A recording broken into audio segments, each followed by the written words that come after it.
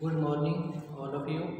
मैं Ghanshyam Dhuliya, Gurugram teachers training college Chak 5 PLM Shri Vijaynagar के इस यूट्यूब चैनल में आप सबका स्वागत करता हूं। आज हम B.Ed सेकेंड ईयर जेंडर विद्यालय एवं समाज इसके अंतर्गत आज का जो हमारा टॉपिक रहेगा वह है योजना एवं निर्णय में महिला सहभागिता के न्यूनतम स्तर के क्या कारण रहे। इससे पिछले वीडियो में हमने समाज के महिला से संबंधित मुद्दों के अंतर्गत हमने पारिवारिक क्षेत्र में एवं शैक्षिक क्षेत्र में महिलाओं की निर्णय एवं योजना के संबंध में उनकी क्या भूमिका रही है की जानकारी प्राप्त की थी। इसके अलावा हमने स्वास्थ्य योजना एवं निर्णय में तथा प्रशासनिक योजना एवं निर्णय में, आर्थिक योजना एवं निर्णय में, राजनीतिक योजना एवं निर्णय में, इसके साथ साथ धार्मिक क्षेत्र, सामाजिक क्षेत्र, सांस्कृतिक क्षेत्र के अंतर्गत नारी की योजना निर्माण एवं निर्णय में क्या भूमिका रही है उसके बारे में जानकारी प्राप्त की थी। तो समाज के मुद्दों में महिलाओं की भूमिका जो है, चाहे वो सामाजिक क्षेत्र हो, आर्थिक हो, राजनीतिक हो या फिर धार्मिक हो, चाहे वो अन्य क्षेत्र हो, तो योजना निर्माण एवं निर्णय में नारी सहभागिता जो है स्थिति वो अच्छी नहीं है, अर्थात इनकी जो स्थिति है वह नामात्र की रही है। योजना निर्माण एवं निर्णय में मुख्य भूमिका पुरुषों की ही रहती है। स्त्रियों को इस मामले में कम ही महत्व प्रदान किया जाता है, जिसके कारण समाज में इनकी स्थिति निम्न स्तर की बनी हुई है। तो इसके पीछे मुख्य कारण क्या है, अर्थात योजना एवं निर्णय में महिला सहभागिता के न्यूनतम स्तर होने का प्रमुख कारण क्या है, यही आज का हमारा टॉपिक है। इसके बारे में जानकारी प्राप्त करेंगे। तो योजना एवं निर्णय में महिलाओं की स्थिति का अगर विश्लेषण किया जाए तो इनकी सहभागिता जो है न्यूनतम स्तर पर ही देखी जाती है, अर्थात इनकी स्थिति निम्न ही है। इसके लिए कई कारण उत्तरदायी हैं, जिसके कारण महिलाओं को वह उचित सम्मान नहीं दिया जाता जिसके लिए कि वो काफ़ी हद तक हकदार होती है। इसके लिए कई कारण हैं, जिसके कारण महिलाओं की स्थिति पुरुषों की तुलना में निम्न स्तर की बनी हुई है तथा योजना निर्माण एवं निर्णय के संबंध में महिलाओं को कोई प्रमुख स्थान नहीं दिया जाता, बल्कि पुरुष प्रधान समाज में संयुक्त परिवार प्रणाली के अंतर्गत महत्वपूर्ण योजना एवं निर्णय निर्माण में पुरुष की ही भूमिका महत्वपूर्ण रही है और स्त्रियों को इसमें निम्न स्थान पर ही रखा जाता है। इसके लिए कई कारण उत्तरदायी हैं, जिसमें नंबर 1 है नारी जागरूकता का अभाव। नंबर 1 है नारी जागरूकता का अभाव। 2 नंबर पे है पुरुष प्रधान समाज का होना। 3 नंबर पे है पुरुष का आर्थिक संसाधनों पर प्रभाव। 4 नंबर पे सामाजिक व्यवस्था का प्रभाव इस पर पड़ता है। 5 नंबर समाज के अंदर सकारात्मक सोच का अभाव पाया जाता है, जिसके चलते योजना एवं निर्णय निर्माण के संबंध में स्त्रियों की सहभागिता कम रहती है। इसके अलावा नारी की सहनशीलता की प्रवृत्ति भी इसके लिए उत्तरदायी है। इसके साथ साथ नारी का कोमल व्यवहार तथा प्रजातांत्रिक मूल्यों का अभाव, व्यापक सोच का अभाव,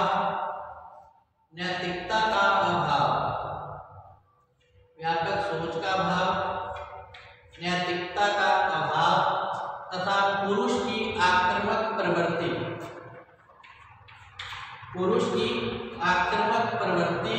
इस व्यवस्था के लिए उत्तरदायी है। इन सब कारणों के चलते ही समाज के अंदर योजना एवं निर्णय के संबंध में महिलाओं की सहभागिता का जो स्तर है वह निम्न ही रहता है। तो इस प्रकार नंबर 1 है नारी जागरूकता का अभाव पाया जाना। तो नारी सहभागिता के न्यूनतम स्तर का जो प्रमुख कारण माना गया है वह है नारी जागरूकता का हमारे समाज में अभाव पाया जाता है।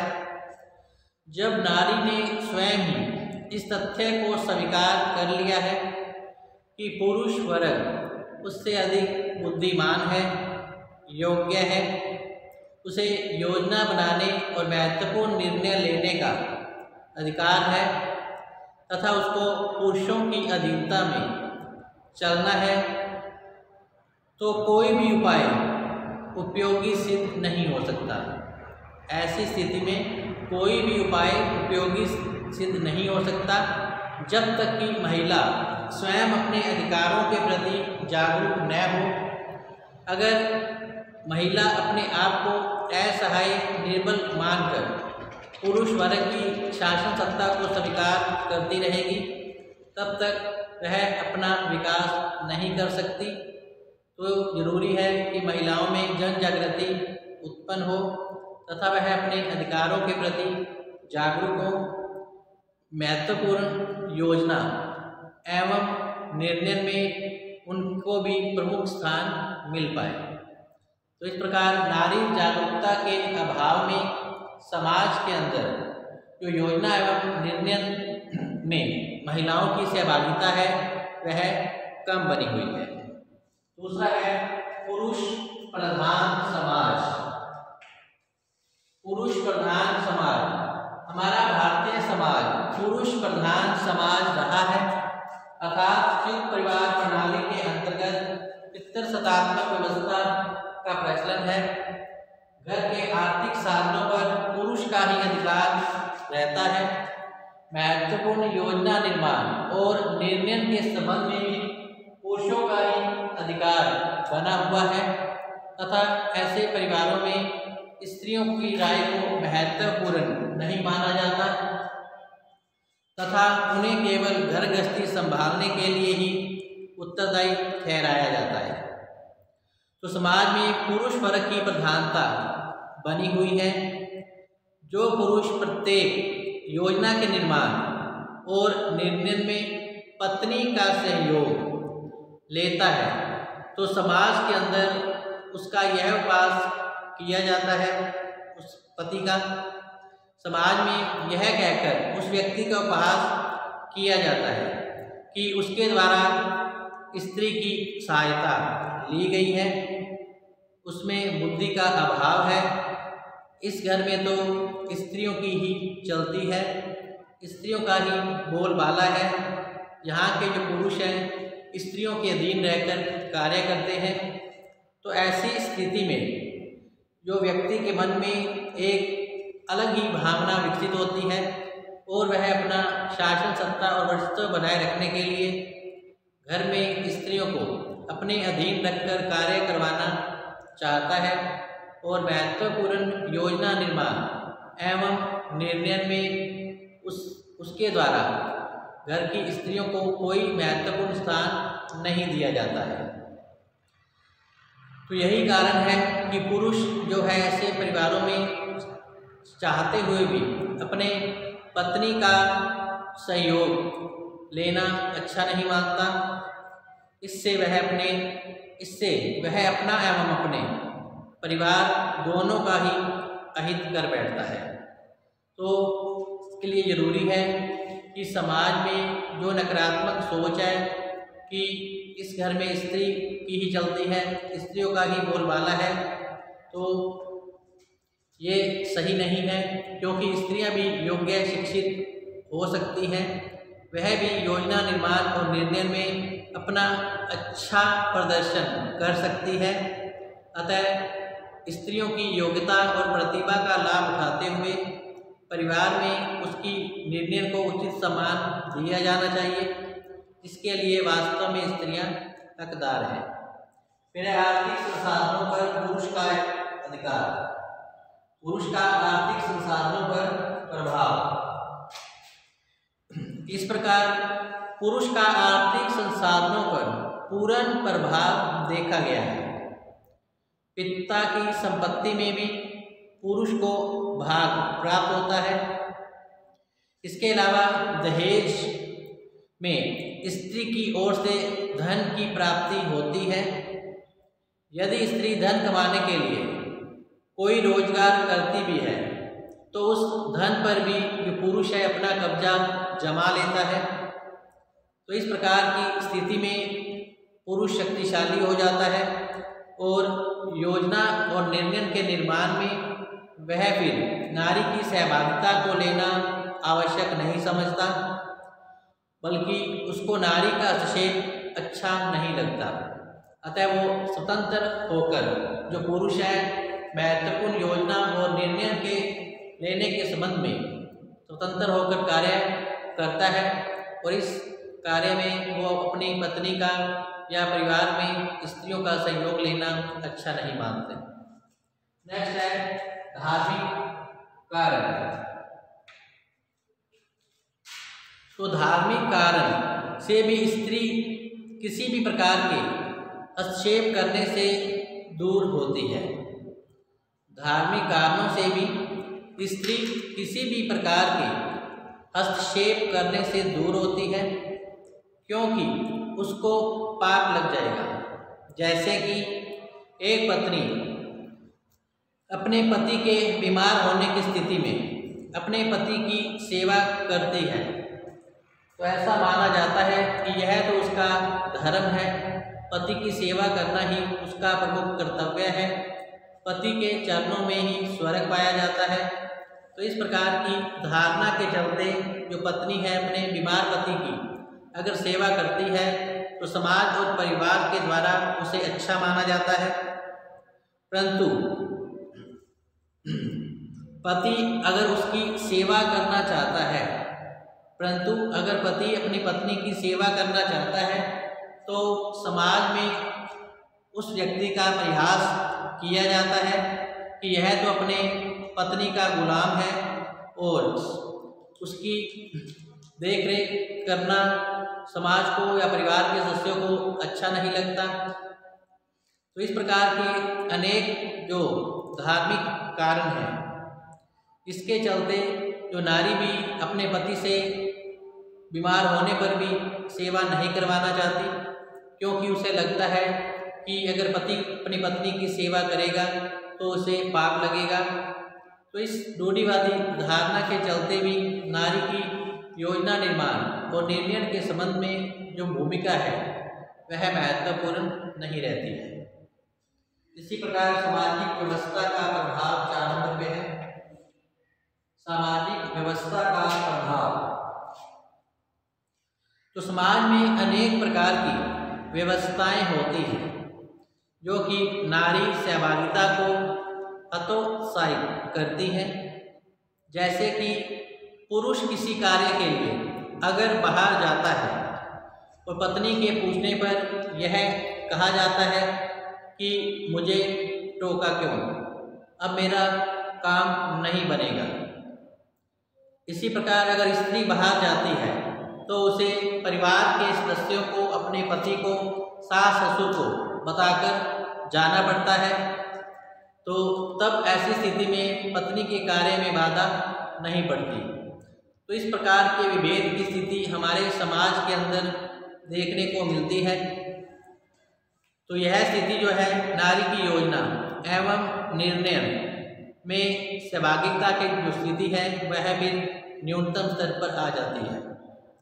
समाज में स्त्री की बुद्धि पर भी संदेह किया जाता है। यही कारण है कि योजना निर्माण और निर्णय के संबंध में उनकी राय नहीं ली जाती। फिर है सकारात्मक सोच का अभाव। सकारात्मक सोच का अभाव।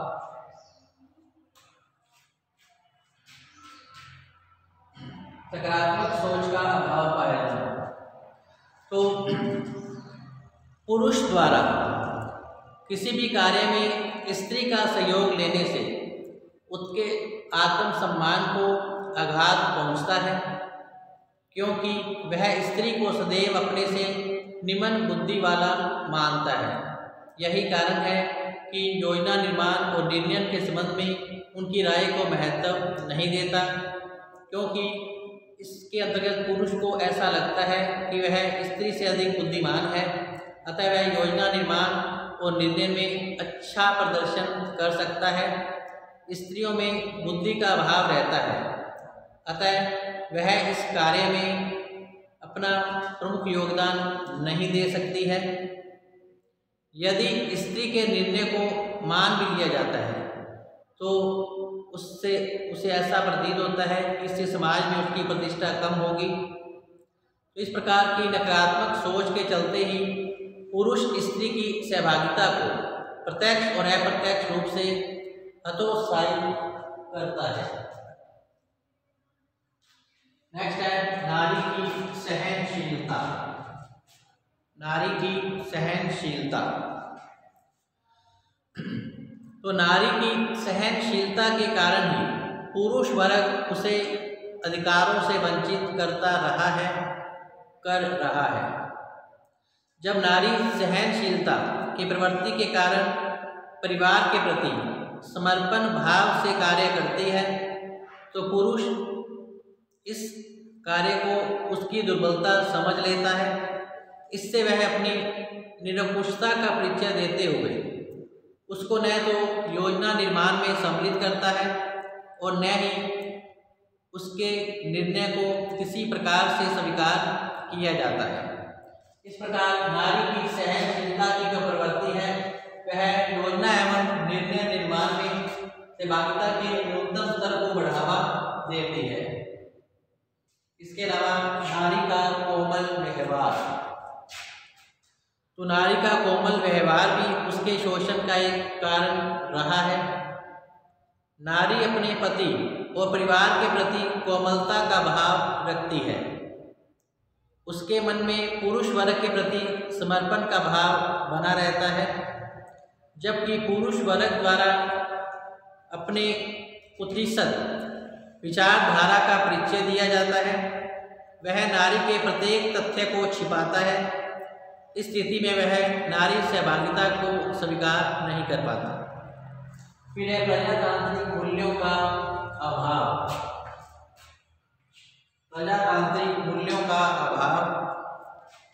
तो सामान्य रूप से पुरुष वर्ग में अहम की स्थिति पाई जाती है, निरंकुशता की स्थिति देखी जाती है। उससे इसके अंतर्गत प्रजातांत्रिक मूल्यों का अभाव रहता है। प्रजातांत्रिक मूल्यों के अभाव के कारण ही वह स्त्रियों को अपने समकक्ष नहीं मानता, जबकि प्रजातांत्रिक व्यवस्था के आधार पर स्त्री और पुरुषों में किसी प्रकार का भेदभाव नहीं किया जाता, अर्थात धर्म, जाति, लिंग, भाषा के आधार पर भेदभाव नहीं होता। लेकिन पुरुष इस प्रजातांत्रिक मूल्यों का नहीं मानता और इन मूल्यों के अभाव के चलते ही स्त्रियों की जो स्थिति है वह निम्न बनी हुई है। तो प्रजातांत्रिक मूल्यों के अभाव के चलते ही वह स्त्री को अपने समकक्ष नहीं मानता, इसलिए वह स्त्री के किसी भी निर्णय को स्वीकार नहीं करता और उसकी सहभागिता को मानना नहीं चाहता। वह पूर्ण रूप से निरंकुश होकर योजनाओं का निर्माण और निर्णय जो है स्वयं ही लेता है तथा स्त्री की सहभागिता को प्राप्त करना अच्छा नहीं माना जाता। इसी प्रकार नेक्स्ट है प्रजातांत्रिक मूल्यों के अभाव के पश्चात समाज के अंदर व्यापक सोच का पाया जाना। समाज के अंदर व्यापक सोच का पाया जाना या व्यापक सोच का अभाव। तो पुरुष वर्ग में व्यापक सोच का अभाव पाया जाता है, इसलिए वह अपनी योग्यता एवं स्त्री की योग्यता में भेद करता है। इस भेद के कारण ही वह स्त्री सहभागिता और उसके निर्णय को निमन दृष्टि से देखता है। उसको अपनी योजना और निर्णय सदैव उच्च लगते हैं, सही लगते हैं कि मेरे द्वारा जो भी निर्णय लिया गया है वह सही है, क्योंकि मैं बुद्धिमान हूँ, अच्छा निर्णय ले सकता हूँ, जबकि स्त्रियों में बुद्धि का अभाव रहता है। अतः योजना निर्माण और निर्णय के संबंध में उनकी राय लेना ठीक नहीं होगा। तो इस प्रकार की जो व्यापक सोच है वो स्त्रियों के लिए सही नहीं है। इससे उनकी स्थिति नीमन होती है तथा किसी भी महत्वपूर्ण योजना और निर्णय निर्माण में उनका सहयोग नहीं लिया जाता है। इसके अलावा नैतिकता का अभाव पाया जाता है। हमारे समाज में नैतिकता का अभाव पाया जाता है। तो वर्तमान समय में समाज में आज नैतिक मूल्यों का पतन हो रहा है। इस आधार पर पुरुष स्त्री को समान रूप से सम्मान देना नहीं चाहता। वह स्त्री के प्रति अनैतिक आचरण करता है और उसका शोषण करने का प्रयास किया जाता है। स्त्री अगर शोषण का विरोध करती भी है तो उसको अनेक कुतर्कों से शांत करने का प्रयत्न किया जाता है। तो इस स्थिति में नारी की योजना निर्माण और निर्णय में जो सहभागिता है उसका स्तर निम्न हो जाता है। इसके अलावा पुरुष की आक्रामक प्रवृत्ति भी इस कार्य के लिए उत्तरदायी ठहराई गई है। पुरुष की आक्रामक प्रवृत्ति भी इस कार्य के लिए उत्तरदायी ठहराई गई है। तो पुरुष वर्ग की आक्रामक प्रवृत्ति इस मार्ग की सबसे प्रमुख बाधा रही है। पुरुष द्वारा सदैव अपनी स्त्री पर शासन करने के लिए आक्रामक रवैया अपनाया जाता है। स्त्री द्वारा आक्रामक रूप का विरोध नहीं किया जाए तो वह उसकी आदत बन जाती है। तो इस प्रकार वह सदैव योजना और निर्णय पर अपना अधिकार रखने में सफल रहता है। इस प्रकार की स्थिति स्त्रियों को योजना और निर्णय में न्यूनतम स्तर की सहभागिता की ओर ले जाती है। इस प्रकार योजना और निर्णय में स्त्री सहभागिता के निम्नलिखित कारण रहे हैं, जिसके कारण समाज में उसके निर्णय को महत्व नहीं दिया जाता तथा योजना निर्माण में उनकी राय लेना सही नहीं माना जाता, क्योंकि पुरुष वर्ग के द्वारा योजना निर्माण और निर्णय संबंधी जो कार्य है वह पुरुष वर्ग के द्वारा ही लिए जाते हैं, क्योंकि शासन सत्ता का जो अधिकार है पुरुष वर्ग अपने हाथों में रखना चाहता है। इसके लिए वह महिलाओं को वह अधिकार नहीं देना चाहता जिससे कि उसके मनोभाव को ठेस पहुँचे। तो यही कारण है कि समाज में स्त्रियों की स्थिति निम्न बनी हुई है तथा योजना निर्माण और निर्णय के संबंध में उनकी राय नहीं ली जाती, जबकि स्त्रियां भी योग्य होती हैं, बुद्धिमान होती हैं, वह भी योजना निर्माण और निर्णय में अच्छा प्रदर्शन कर सकती हैं, बल्कि पुरुषों से भी अच्छी राय और योजना निर्माण में अपनी मुख्य भूमिका निभा सकती हैं। तो जरूरी है इसके लिए स्त्रियों में जागृति उत्पन्न की जाए, शिक्षा का प्रचार प्रसार किया जाए तथा स्त्री को यह बात स्वीकार करनी चाहिए कि वह हर कार्य कर सकती है जो पुरुष कर सकते हैं। सिर्फ आत्मबल की आवश्यकता है और वह समाज के अंदर अपनी मुख्य भूमिका और योगदान दे सकती है। तो इस प्रकार आज का टॉपिक यहीं समाप्त होता है। कल हम फिर से हाजिर होंगे नए टॉपिक के साथ। तब तक आप घर पे रहें, सुरक्षित रहें, पढ़ते रहें। धन्यवाद।